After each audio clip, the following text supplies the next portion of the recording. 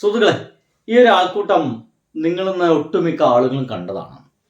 ഒരു സംശയമില്ല, നിങ്ങളെല്ലാവരും ഇത് കണ്ടിട്ടുണ്ട്. എനിക്ക് നല്ല ഉറപ്പുണ്ട് നിങ്ങളിത് കണ്ടുവെന്ന്.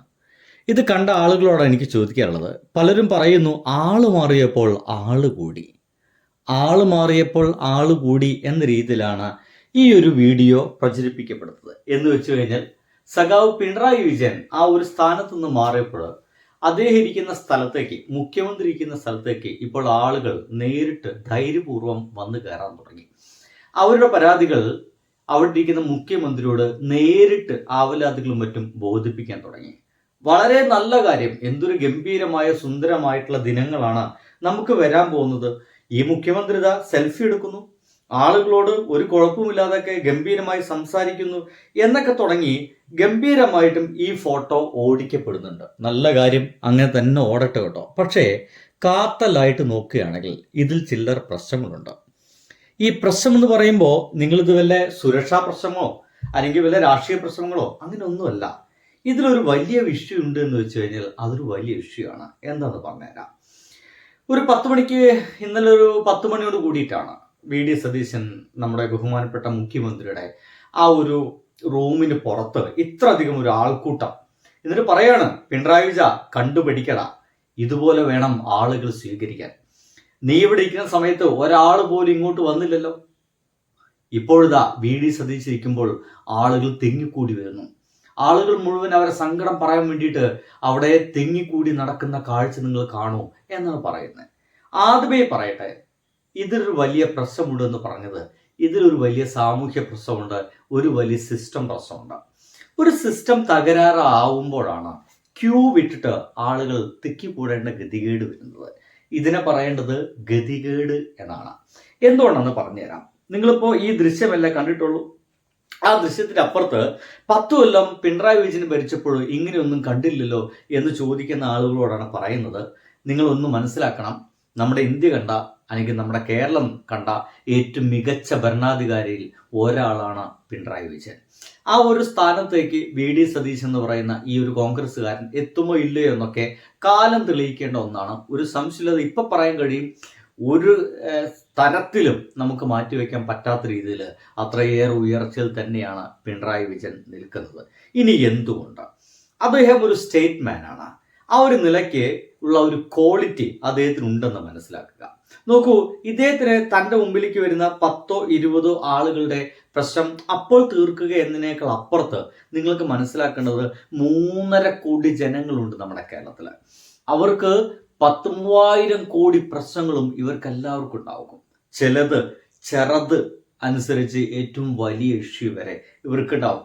ആ പ്രശ്നങ്ങളൊക്കെ പരിഹരിക്കാൻ വേണ്ടിയാണ് കേരളത്തിന് ഒരു മന്ത്രിസഭയുള്ളത്, ഒരു സിസ്റ്റം ഉള്ളത്, ഒരു ഖജനാവ് ഉള്ളത്, പോലീസ് ഉള്ളത്, നിയമമുള്ളത്. ഇങ്ങനെ ഇതിനെ പല വിധമാക്കി ഇങ്ങനെ തരംതിരിച്ച് വെച്ചിട്ടുള്ളത് ആളുകളുടെ പ്രശ്നങ്ങൾ പരിഹരിക്കാൻ വേണ്ടിയിട്ടാണ്.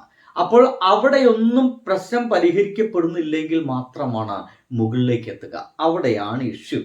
നോക്കൂ, ആ പ്രശ്നങ്ങൾ പരിഹരിക്കാൻ വേണ്ടിയിട്ട് ലക്ഷക്കണക്കിന് സർക്കാർ ഉദ്യോഗസ്ഥർ നമുക്കുണ്ട്. പഞ്ചായത്തിലുണ്ട്, ബ്ലോക്ക് പഞ്ചായത്തിലുണ്ട്, മുനിസിപ്പാലിറ്റികളിലുണ്ട്.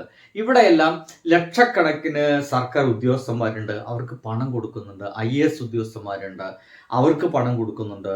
ഇങ്ങനെ പറയുകയാണെങ്കിൽ സർക്കാരിൻ്റെ ലേബൽ ഒട്ടിച്ചടക്കുന്ന ആയിരക്കണക്കിന് ആളുകൾ നമ്മുടെ പല ഓഫീസുകളും ജോലി ചെയ്യുന്നുണ്ട്. ഈ പരാതികൾ എന്ന് പറയുന്ന സംഭവം എത്തേണ്ടത് ഇവരുടെ മുമ്പിലേക്കാണ്. ഇവരുടെ മുമ്പിലേക്ക് എത്തുകയും അത് മുന്നോട്ട് നീക്കുകയും ചെയ്യുകയാണ്. ഈ ഒരു മന്ത്രിസഭ രൂപീകരിക്കുന്നതിന് മുമ്പ് നമ്മൾ മനസ്സിലാക്കേണ്ടത്, ഏകദേശം ഒരു 2 ആഴ്ചത്തോളം ഇത് അങ്ങോട്ട് നീണ്ടുപോയി. ആ ഒരു നീളലുണ്ടല്ലോ, അതൊരു വലിയ നീളലായിപ്പോയി. പലവിധ പേപ്പറുകളും നേരാവണ്ണം നീങ്ങാത്തതിൻ്റെ പ്രശ്നങ്ങളൊക്കെ ഉണ്ടായി.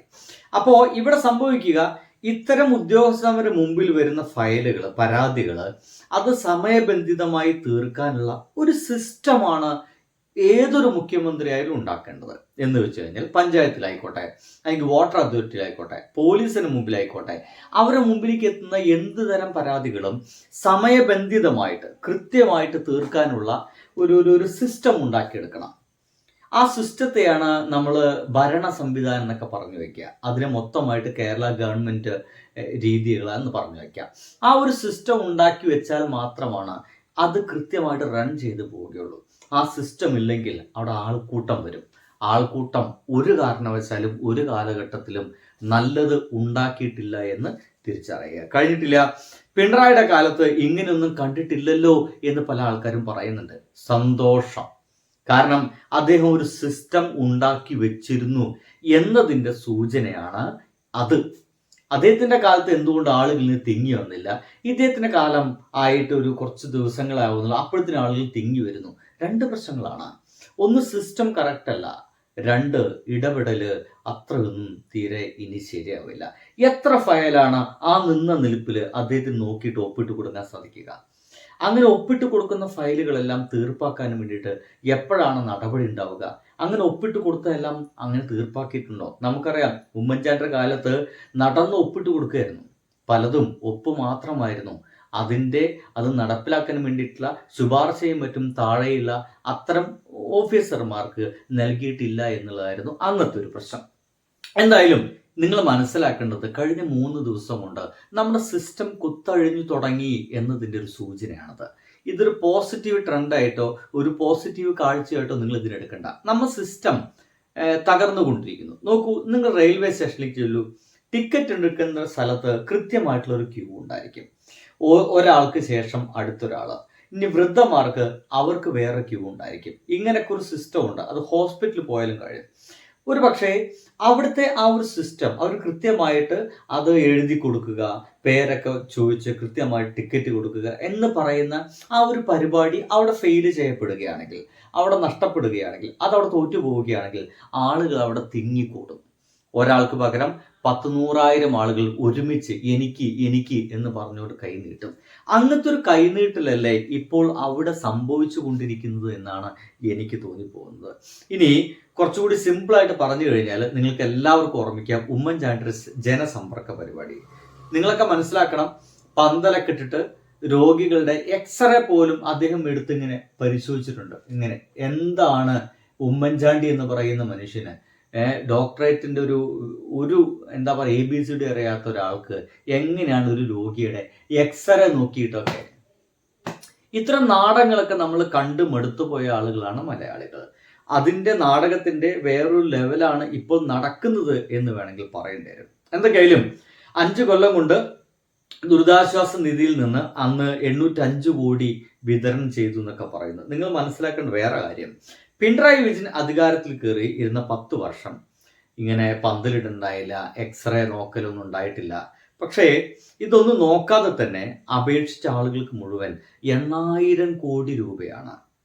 നിങ്ങൾ മനസ്സിലാക്കേണ്ടത്, പന്തലിട്ട് എക്സ്റേ നോക്കിയിട്ട് 805 കോടി രൂപയാണ് അന്ന് ജനങ്ങൾക്ക് ദുരിതാശ്വാസ നിധിയിൽ നിന്ന് വിതരണം ചെയ്തുവെങ്കിൽ, ഈ സിസ്റ്റം വളരെ കൃത്യമായിട്ടും കറക്റ്റായിട്ടും ആളുകൾക്ക് ക്യൂ നിൽക്കാനും തിക്കിക്കൂടാനും തന്നെ കാണുവാനുള്ള ആ ഒരു തിരുക്കും വെപ്രാളവും എല്ലാം ഒഴിവാക്കിക്കൊണ്ട് സിസ്റ്റം കറക്റ്റാക്കി തന്നെ മുന്നോട്ട് കൊണ്ടുപോയിക്കൊണ്ട് ഇദ്ദേഹം തൻ്റെ ദുരിതാശ്വാസ നിധിയിൽ നിന്ന് ജനങ്ങൾക്ക് കൊടുത്തത് 8,000 കോടി രൂപയാണ്. മനസ്സിലാക്കണം കേട്ടോ, 8,000 കോടി രൂപ. അപ്പോൾ ഒരു കാര്യം മനസ്സിലാക്കുക, ആളുകളെ വെയിലത്ത് നിർത്തുക, ആളുകൾ ഇങ്ങനെ ക്യൂ നിർത്തുക എന്നീ പരിപാടി, അല്ലെങ്കിൽ ആളുകളെ കുറെ കൂട്ടം കൂടുക എന്ന പരിപാടികളാണ് ഒരു ഭരണമാറ്റത്തിന്റെ ഏറ്റവും നല്ല സൂചന എന്ന് നിങ്ങൾ പറയരുത്.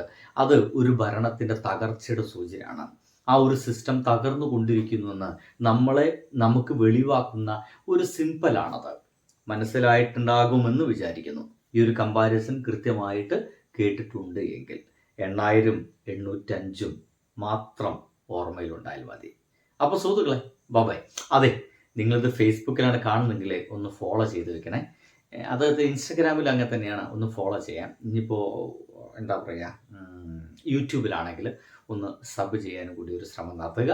ഒപ്പം തന്നെ നിങ്ങൾ പ്രിയപ്പെട്ട സുഹൃത്തുക്കൾക്ക് വേണ്ടി കഴിയുമെങ്കിൽ ഈ ഇൻഫർമേഷൻസ് ഒക്കെ ഒന്ന് ഷെയർ ചെയ്യാൻ ശ്രമിക്കുക. അപ്പോൾ അടുത്ത ദിവസം കാണാം. അടുത്ത വീഡിയോയിൽ കാണാം. ബൈ.